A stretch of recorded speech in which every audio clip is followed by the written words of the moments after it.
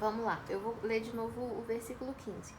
E naqueles dias, levantando-se Pedro no meio dos discípulos, ora, a multidão junta era de quase 120 pessoas, disse: Varões e irmãos, convinha que se cumprisse a escritura que o Espírito Santo predisse pela boca de Davi, acerca de Judas. Olha aqui o Novo Testamento autenticando o Antigo Testamento. Como eu comentei em outros momentos, o tempo todo a Bíblia se autentica, o tempo todo a Bíblia se confirma. É como uma esfera toda integrada, tudo se comunicando com tudo, entendeu? Uma forma de estudar que pode ser feita. Você ler uma coisa e perguntar, tá, como que isso aqui se comunica com outra coisa? Vai ter uma maneira, entendeu? Se cumprisse, o Espírito Santo predisse pela boca de Davi. Então, o Espírito Santo inspirou toda a Escritura. Toda a Escritura foi escrita por inspiração divina.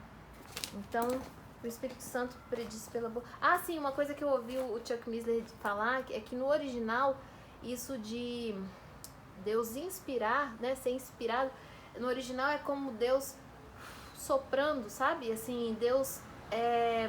eu esqueci como é que ele falou, mas assim, é Deus respirando vida, assim, Deus comunicando vida. E eu acho isso completamente coerente com tudo, porque em Gênesis, quando Deus cria o homem, o que ele faz? Quando ele cria Adão, o que ele faz? Ele sopra nas narinas de Adão, né? Sopra o fôlego de vida. O que Jesus faz depois que ele ressuscita? E quando ele está com os apóstolos, em alguma passagem que eu não sei de cor, mas eu posso botar depois, ele sopra. Olha só, como é que vento e Espírito Santo estão interligados na palavra o tempo todo, inclusive aqui em Atos, daqui a pouco a gente vai ver. Então, assim, isso pra mim foi um presente que eu recebi, esse ensinamento, porque ler a palavra, eu passei a entender a leitura da palavra como pegar o balão de oxigênio. É vida chegando, é vida pra alma, pro corpo, né? Pra tudo. Que o Espírito Santo predisse pela boca de Davi acerca de Judas. Vocês têm noção do que é ler um livro tendo o autor do seu lado, te explicando? É maravilhoso, é maravilhoso. Ele pode não explicar tudo imediatamente, óbvio, né? Você não vai pegar, impossível. Mas o autor tá do nosso lado. O autor tá do nosso lado. Todo mundo que abre esse livro aqui, mediante assim, uma oração curta que seja diante do Senhor, com a humildade que nós, com a reverência que nós devemos a Ele, toda vez que a gente pede a Ele, tem misericórdia, abre meu coração, abre a minha mente, me transforma, me deixa ver, me dê olhos para ver, me deixa entender, me ajuda a crer. Ele revela. Fiel é aquele que começou a obra para terminá-la. Assim, eu vou parar de ficar devaneando, eu vou ler, tá? Mas repara, uma coisa que eu reparei quando eu li foi quantas milhões de vezes aqui no livro de Atos existe a ligação entre ouvir a palavra e a fé ser recebida e a salvação ser recebida. A fé vem pelo ouvir a palavra de Deus. E a fé não vem de nós, é dom de Deus. Então, assim, ouvir a palavra, isso que eu tô fazendo de ler a palavra é uma bênção perfeita. E isso que vocês estão fazendo de ouvir a palavra é uma bênção perfeita. Tipo, ouvir a palavra mais ou menos, né, Maria Emília? Se você parar de interromper, vamos lá. Varões, 16, prometo que agora é a última vez que eu vou voltar. Varões e irmãos, convinha que se cumprisse a escritura que o Espírito Santo predisse pela boca de Davi acerca de Judas, que foi o guia daqueles que prenderam a Jesus, porque foi contado conosco e alcançou sorte neste ministério. Ora, este, Judas, né, adquiriu um campo com o galardão da iniquidade e, precipitando-se, rebentou pelo meio e todas as suas entranhas se derramaram. Então a intenção de Judas era se enforcar, mas ele não chegou a fazer isso. Ele viu lá um precipício e se jogou, né? Uma coisa maravilhosa. Isso de o Espírito Santo falar pela boca de Davi. Olha, Davi falou tanto sobre o que Jesus passou, né? Eu aprendi recentemente, né, que num dos salmos dele, isso eu precisava saber qual salmo. Eu ponho depois. Um salmo de Davi dizendo assim: eu sou motivo de zombaria, eu sou motivo de cânticos dos bêbados e tal. Isso era porque Jesus era motivo de piada entre os bêbados que cantavam musiquinhas, zombando, dizendo que ele era um filho bastardo. Nós não temos noção de quão profundo foi o sofrimento que Jesus viveu desde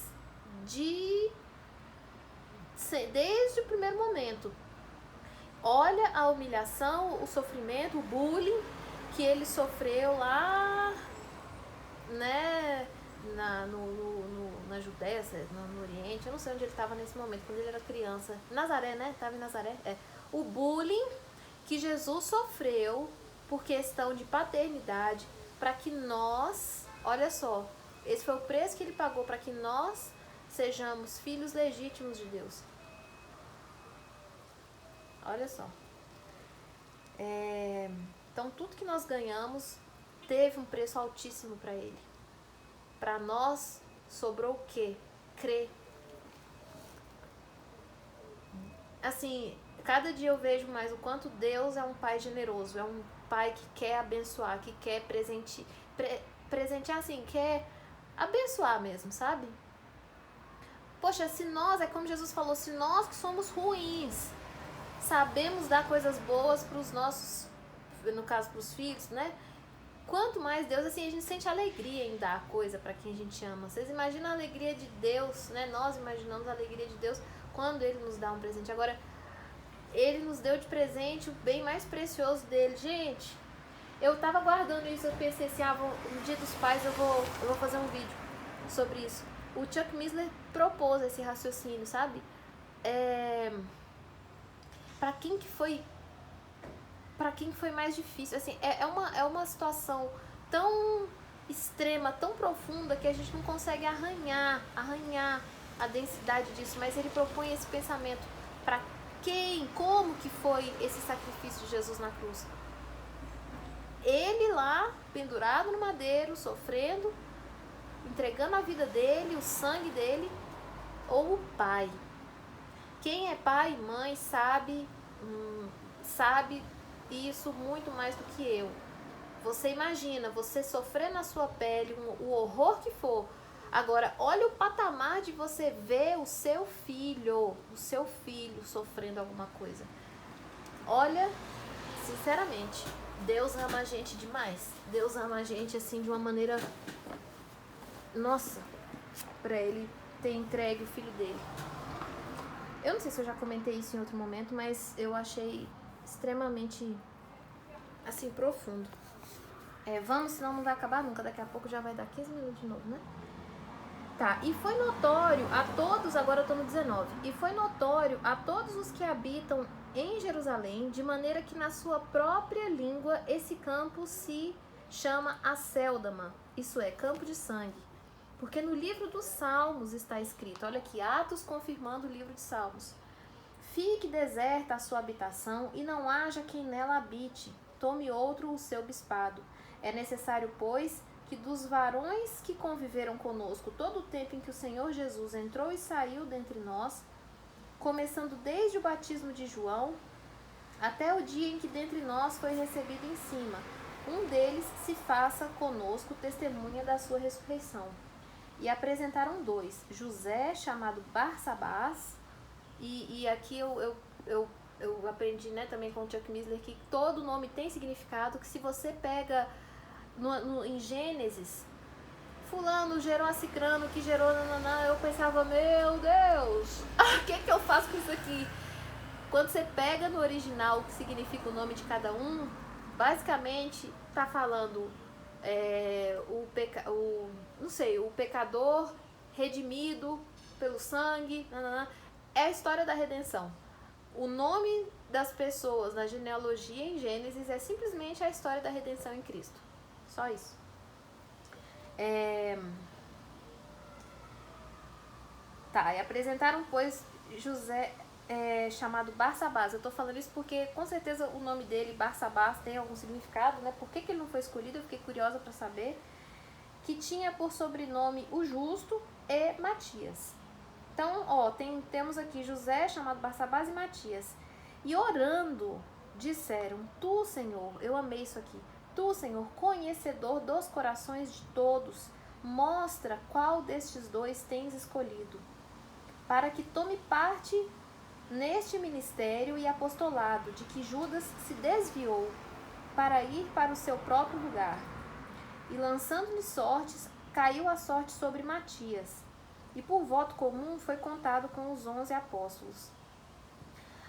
Assim, é desnecessário, né, eu dizer que qualquer estudo da Bíblia é limitado, você nunca vai conseguir pegar tudo, que dirá um da Maria Emília. Então, assim, aqui tem muitas frases que eu tô lendo que eu não tô fazendo nenhum comentário. Tem muitos canais de pessoas que leem a palavra verso a verso, versículo por versículo, e fazem toda uma interpretação de versículo por versículo. Eu não estou nesse patamar definitivamente. Aliás, eu não estava nem planejando fazer um vídeo lendo todo o livro de Atos, mas eu estou muito entusiasmada com o livro de Atos. Então vocês fiquem à vontade, se vocês quiserem ouvir. Aí aqui eu me lembrei de Jonas, né? Que em Jonas eles também lançaram sortes para saber quem é lá que tinha aprontado. Eu não sei como é que foi esse lançamento de sortes em Jonas, muito menos aqui. Uma coisa eu sei, eu vi um artigo do John Piper, uma pessoa mandou, na verdade acho que foi no Ask Pastor John, né, o podcast que ele tem, as pessoas mandam a pergunta, ele faz a resposta assim, com toda a humildade que todo mundo tem que ter, né, especialmente falando de Bíblia, ele propõe um raciocínio, ele, olha, eu entendo isso e não. Aí perguntaram pro John Piper se tirar sortes, né, se, sei lá, sortear era uma forma apropriada para descobrir a vontade de Deus, e ele disse que não. Então, o fato de terem sido lançadas sortes no livro de Jonas e aqui, eu entendo, né, eu creio que foi num contexto específico e eu acho que havia uma maneira definida, não sei. Mas assim, o resumo da ópera, o importante é, nós conhecemos a vontade de Deus, Senhor, é isso ou isso aqui, lendo a palavra dele, tendo um vínculo com ele, né? Sabe? Tendo um vínculo, assim como com qualquer pessoa, gente. Deus, nesse aspecto, é como assim, o nosso vínculo com Deus é criado como o vínculo com qualquer pessoa, conversando com ela, ouvindo orar e vivendo junto com ela situações, né? Se você convida a Deus, claro que ele é onipresente, não é como diz no Salmo, se eu fizer minha cama no mais profundo abismo, lá tu estás. Não tem como fugir da presença do Senhor aqui. Mas é óbvio que ele deseja que nós o convidemos, que nós o chamemos, clamemos pela presença dele. Agora, por que eu falei isso? Agora eu não lembro mais. Assim, de toda maneira, Deus sempre está acompanhando absolutamente tudo, ele está ciente de tudo, mas a gente convidá-lo, Senhor, eu vou começar agora hoje um expediente no meu trabalho, seja comigo, fica comigo, me instrui, entendeu? Isso faz toda a diferença. Que ele já está lá de qualquer maneira, ele está. Agora, ele está como alguém que você, por cuja presença você clamou, com todas as letras? Eu creio que existem os registros, né, no céu de tudo que acontece, absolutamente tudo, cada pensamento. Então, assim, eu acho muito pertinente que da minha boca saiam as palavras, assim, realmente que eu elaborei. Senhor, eu estou aqui começando um expediente, eu estou aqui começando mais um dia de trabalho, eu te peço, fique comigo, sonde meu coração, sonde, sabe, tudo. Enfim, isso para qualquer coisa. Lançando-lhe sortes, caiu a sorte sobre Matias, e voto por um foi contado com os 11 apóstolos. Então, a sorte caiu sobre Matias. Acabou de dar 15 minutos, vou pausar o vídeo, e aí nós vamos pro capítulo 2.